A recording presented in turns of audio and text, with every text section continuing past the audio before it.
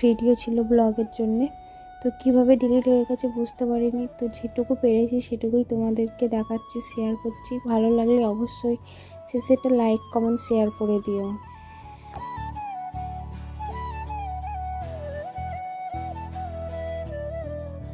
তো তারপর খিদে পেয়েছিল খুব জোরে, তাই আমরা মন্দিরের পাশে একটা রেস্টুরেন্ট ছিল, এই রেস্টুরেন্টে গেলাম।